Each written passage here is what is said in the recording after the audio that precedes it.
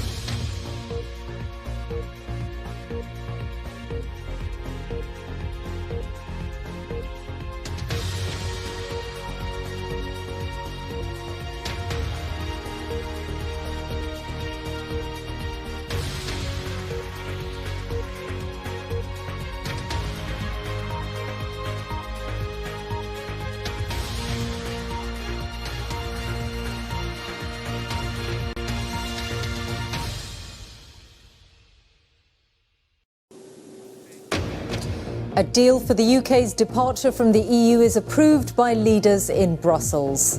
The Prime Minister says it's an agreement that delivers for Britain, but acknowledges what lies ahead at Westminster.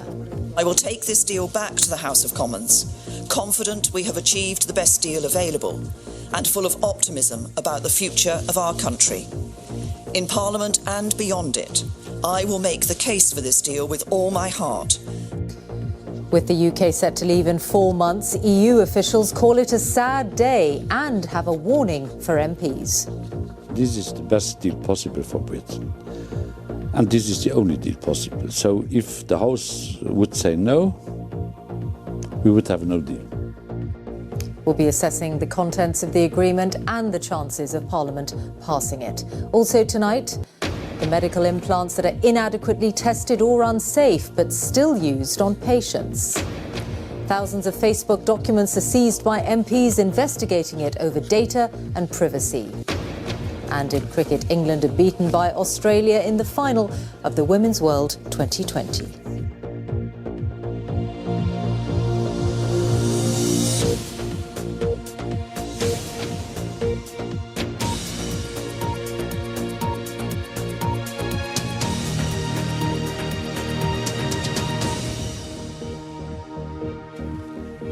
Good evening. In a milestone for the Brexit process, EU leaders today approved the terms of the agreement that will take the UK out in March next year.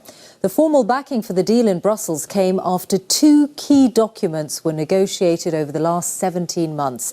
The main withdrawal agreement outlining the terms of departure and providing for a transition period until at least the end of 2020.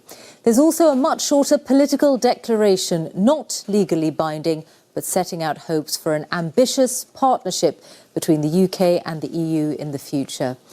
Well, the Prime Minister said this was the best deal possible and that it would deliver for Britain. Our political editor, Laura Koonsberg, is in Brussels now. Laura. Mishal, this is a big milestone today. A deal has been done. That's it from us on BBC One. Time now for the news where you are. Good night.